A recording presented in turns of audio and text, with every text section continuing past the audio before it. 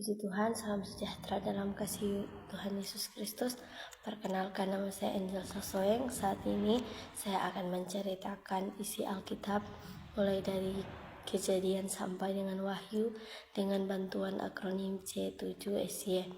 Nah, C7SY ini adalah ciptaan Abraham, Yusuf, Musa, Yosua, dan juga 3 komunitas anarki kerajaan pembuangan. Sedangkan S adalah senyap dan Y adalah Y. Nah, kita masuk dalam penciptaan. Dalam penciptaan ini terdapat pria dan wanita pertama. Pria dan wanita pertama ini adalah Adam dan Hawa. Tuhan menciptakan Adam dan Hawa dan Ia menempatkan Adam dan Hawa di Taman Eden. Ketika manusia ini berada dalam Taman Eden, manusia ini melakukan dosa atau dosa pertama yang dilakukan mereka, yaitu mereka memakan buah pengetahuan yang baik dan yang benar. Karena ketidaktaatan mereka terhadap perintah Tuhan, maka Tuhan mengusir mereka dari Taman Eden. Dan di sini juga terdapat Injil pertama. Nah, kemudian masuk kepada keluarga pertama. Setelah Tuhan mengusir mereka dari Taman Eden, mereka membentuk sebuah keluarga di mana mereka dikaruniai 2 orang anak, yaitu Kain dan Habel. Nah, disinilah terjadi pembunuhan pertama, di mana ketika 2 kakak beradik ini mempersembahkan persembahan kepada Tuhan, tetapi persembahan yang diindahkan adalah persembahan dari Habel. Kemudian masuk kepada Nuh. Di dalam kisah Nuh ini terjadi peristiwa, yaitu peristiwa air bah. Pada zaman Nuh ini manusia sangat melukakan hati Tuhan, di mana mereka ini berbuat dosa. Bahkan Tuhan pun berfirman, Dia menyesal telah menjadikan atau menciptakan manusia. Jadi Tuhan memusnahkan bumi ini melalui air bah. Tetapi Tuhan membeli Nuh dan seisi rumahnya untuk masuk ke dalam bahtera itu. Kemudian setelah Tuhan mencurahkan air bah ke atas bumi ini, Ia mengingat Nuh dan sekeluarganya. Kemudian bahtera itu atau bahtera Nuh ini terkandas di sebuah gunung, dan ketika Nuh keluar dari dalam bahtera itu, ia melihat ada busur di langit, yaitu pelangi. Nah, pelangi ini merupakan sebuah tanda perjanjian antara Tuhan dan Nuh. Kemudian keturunan Nuh, yaitu Sem, Ham, dan Yafet, mereka membangun sebuah menara sampai ke langit atau yang disebut dengan Menara Babel. Jadi ketiga keturunan ini manusia berkembang biak, tetapi manusia kembali melakukan dosa. Nah, di tengah kemerosotan ini Tuhan memanggil seorang yang bernama Abraham. Kita masuk dalam kisah Abraham. Dalam kisah Abraham ini terdapat panggilan, tanah benih berkat, dan juga keturunan. Abraham ini merupakan bapa dari orang percaya. Nah, Abraham ini dipanggil oleh Tuhan. Kisah ini terdapat dalam Kitab Kejadian pasalnya yang ke-12. Abraham dipanggil oleh Tuhan untuk meninggalkan tempat tinggalnya dan pergi ke tempat yang akan Tuhan tunjukkan. Tetapi walaupun Abraham tidak tahu tempat yang difirmankan Tuhan kepadanya, tetapi karena ketaatan Abraham melakukan perintah Tuhan dan ia meninggalkan tempat tinggalnya. Karena ketaatan dari Abraham ini, Tuhan memberikan berkat yang disebut dengan TBB, yaitu tanah benih berkat. Nah, berkat ini yaitu keturunan, di mana Tuhan memberikan atau menjadikan keturunan kepada Abraham.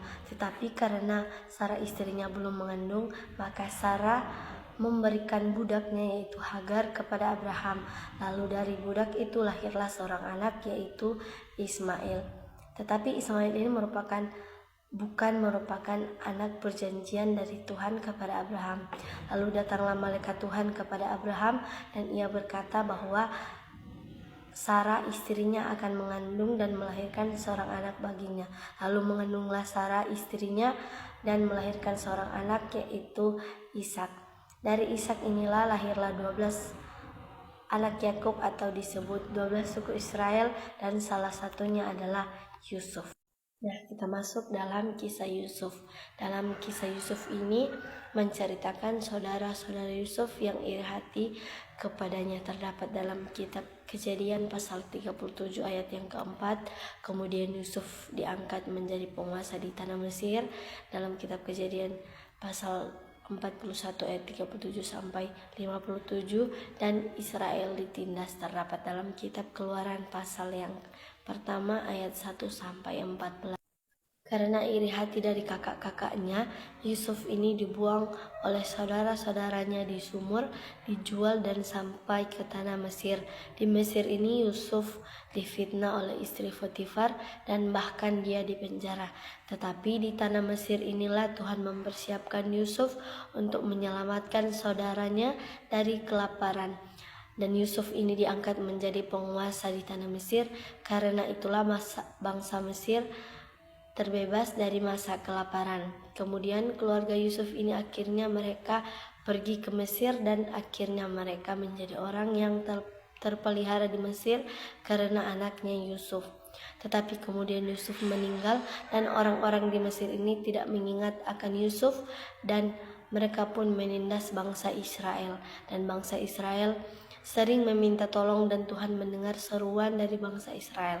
Dan Tuhan telah menyiapkan seorang yang akan mengeluarkan bangsa Israel keluar dari tanah Mesir, yaitu seorang anak yang bernama Musa. Nah, kita masuk dalam kisah Musa. Dalam kisah Musa ini terdapat peristiwa di Gunung Sinai, di Keluaran pasal yang ke-19, juga Musa menerima 2 lau batu atau moral sipil upacara dalam Keluaran pasal yang ke-20, juga kisah Kades Barnea dalam Yosua pasal 14 ayat 6-7, dan juga 5 khotbah Musa terdapat dalam kitab Ulangan pasal yang ke-1 sampai pasal yang ke-4. Musa merupakan anak yang Tuhan persiapkan untuk menuntun bangsa Israel keluar dari tanah Mesir. Dari Musa inilah muncul 5 khotbah atau 5 kitab Musa. Kemudian di Gunung Sinai terjadi peristiwa yaitu Tuhan memberikan 2 loh batu atau hukum Taurat. Dan selama 40 tahun Musa memimpin bangsa Israel keluar dari tanah Mesir dan kembali ke tanah perjanjian yang diberikan Tuhan kepada Abraham. Dan sebelum Musa meninggal, dia mengingatkan bangsa Israel tentang penyertaan Tuhan dalam perjalanan mereka dari tanah Mesir dan mengingatkan mereka untuk taat dan setia kepada Tuhan dan mentaati perintah Tuhan. Lalu Musa meninggal, tetapi dia memiliki seorang pendamping, yaitu Yosua. Nah, kita masuk pada kisah Yosua. Penunjukan Yosua sebagai pemimpin terdapat dalam kitab Yosua pasal yang pertama ayat 1-2. Yosua inilah yang Tuhan pilih untuk melanjutkan kepemimpinan Musa dalam memimpin bangsa Israel dan juga melanjutkan program merebut tanah perjanjian atau tanah Kanaan. Dalam perjalanan bangsa Israel, mereka menyeberangi sungai Yordan menuju tanah Kanaan. Dalam pasal yang ketiga, setelah menyeberangi sungai Yordan, bangsa Israel ini mendirikan tugu peringatan dari 12 batu sebagai pengingat akan mujizat yang Tuhan kerjakan kepada mereka. Kisah ini terdapat dalam Yosua pasal yang keempat. Setelah menyeberangi sungai Yordan, Musa mengirim pengintai untuk menyelidiki kota Yeriko dalam Yosua pasal yang kedua. Dan setelah menyelidiki kota Yeriko, mereka pun menaklukkan kota Yeriko dalam Yosua pasal yang ke-6.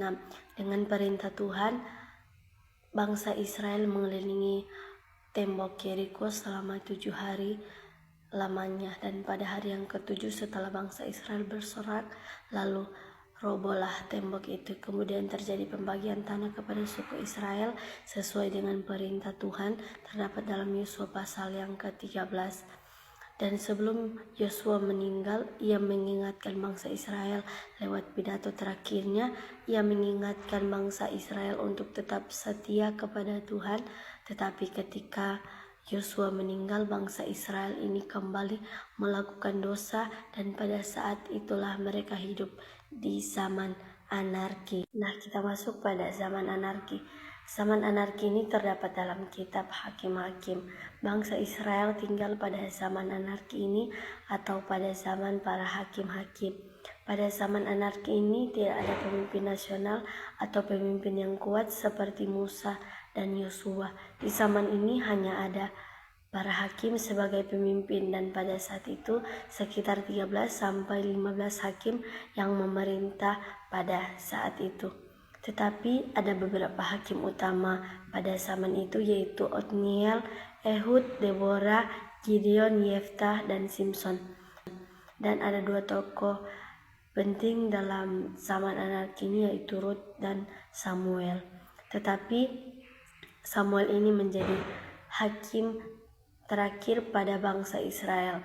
Tetapi bangsa Israel ketika pada masa kepemimpinan Samuel, bangsa Israel ingin memiliki raja seperti bangsa lain dan muncullah komunitas kerajaan. Nah, kita masuk pada zaman kerajaan. Zaman kerajaan ini terdapat dalam kitab 1 Samuel dan 2 Samuel, juga 1 raja-raja dan 2 raja-raja. Pada masa inilah Samuel mengurapi Saul sebagai raja pertama atas bangsa Israel. Tapi dalam kepemimpinan Saul, dia melakukan sesuatu yang membuat Tuhan marah, di mana ketika Tuhan memerintahkan Saul untuk menumpas semua orang Amalek dari raja, rakyat, bahkan sampai kepada ternaknya, tetapi Saul tidak melakukan apa yang difirmankan Tuhan, dan karena ketidaktaatan Saul, maka ia ditolak sebagai raja, dan Tuhan memilih Daud untuk menggantikan Saul sebagai raja. Daud merupakan anak dari pengembala kambing domba. Pada masa muda Daud, ia menjadi terkenal ketika ia mengalahkan Goliat, tentara Filistin. Kemudian Tuhan memerintahkan Samuel untuk mengurapi Daud menjadi raja atas bangsa Israel, menggantikan Raja Saul. Kemudian setelah Daud memimpin bangsa Israel, Daud pun meninggal dan pemerintahan ini digantikan oleh anaknya, yaitu Raja Salomo. Di zaman Salomo ini, Salomo merupakan raja yang hatinya jauh dari Tuhan. Salomo ini menyembah dewa Baal karena ia dipengaruhi oleh para istrinya, membuat hati Saul selalu menjauh dari Tuhan, dan Tuhan berfirman bahwa kerajaanmu akan terpecah. Nah, di tangan anak Salomo, yaitu Rehabeam dan Yerobeam, kerajaan ini terpecah, dan dari peristiwa inilah muncul perang saudara, dan ini terdapat dalam kitab Tawarik. Kemudian kerajaan terpecah menjadi dua, yaitu kerajaan utara dan kerajaan selatan. Kerajaan utara dipimpin oleh Raja Yerobeam, sedangkan kerajaan selatan dipimpin oleh Raja Rehabeam. Dalam pemerintahan Rehabeam yang memilih untuk memberatkan bangsa Israel lebih berat dari apa yang dilakukan oleh ayahnya, yaitu Raja Salomo. Dan dalam kepemimpinan Yerobeam ini mendirikan 2 tempat penyembahan berhala, yaitu di Betel dan di Dan. Dan dia menempatkan patung anak lembu emas di sana. Kisah ini terdapat dalam kitab 1 Raja-Raja pasal yang ke-12 ayat 28 sampai ayat yang ke-30. Dan akhirnya kerajaan Israel utara dihancurkan oleh Asyur, dan kerajaan Yehuda atau kerajaan selatan dihancurkan oleh Babel. Dan karena kebobrokan dari bangsa Israel di mana mereka menyembah berhala, maka Israel ini dibuang ke tanah perbudakan dan tinggal pada komunitas pembuangan. Nah, kita masuk pada masa pembuangan. Hal-hal yang membuat bangsa Israel dibuang adalah penyembahan berhala, dan mereka mempersembahkan anak mereka kepada para Baal. Tuhan telah memberikan perintah dengan jelas untuk tidak menyembah berhala atau menyembah dewa-dewa lain, tetapi bangsa Israel seringkali jatuh ke dalam penyembahan berhala, bahkan mempersembahkan anak mereka kepada para Baal. Baal adalah dewa kesuburan yang disembah oleh bangsa Kanaan dan bangsa lain di sekitar Israel, terutama pada masa pemerintahan Raja Ahab dan istrinya Isabel. Cerita ini terdapat di dalam kitab 1 Raja-Raja pasal yang ke-16 ayat yang ke-31 sampai ayat yang ke-32. Dan pembuangan ini berlangsung selama 51 tahun, dari tahun 587 sampai 536 sebelum Masehi. Dan dibalik dari pembuangan ini, Tuhan memberikan janji kepada bangsa Israel, yaitu Tuhan akan mengembalikan mereka ke tanah perjanjian. Tetapi setelah mereka tiba di tanah perjanjian, mereka kembali hidup di jalan yang salah, atau mereka kembali melakukan dosa. Akhirnya Tuhan tidak berfirman dan muncullah masa senyap. Di masa senyap ini muncul tokoh Yunani yaitu Alexander Agung. Masa ini merujuk pada periode antara penutupan kitab-kitab Perjanjian Lama dan juga pembukaan kitab-kitab Perjanjian Baru. Pada periode ini tidak ada nabi yang diangkat oleh Tuhan untuk berbicara langsung kepada umat Israel, sehingga masa ini disebut dengan masa senyap. Lahirlah Yesus yang merupakan tokoh perjanjian dalam kitab Perjanjian Baru. Nah, di kisah Yesus ini mulai dari kelahiran, pelayanannya sekitar 30 tahun, kemudian oleh muridnya dia pun dijual dan dia disalib. Setelah kematiannya dia pun bangkit pada hari yang ketiga, dan dari kelahiran Yesus, kelahiran gereja, kemudian pengembalaan, dan akhirnya tercatat apa yang akan terjadi di masa depan, yaitu akan adanya penghakiman atau akhir dari segala sesuatu. Inilah cerita singkat tentang Alkitab yang dapat saya sampaikan, mulai dari Kejadian sampai kepada Yesus.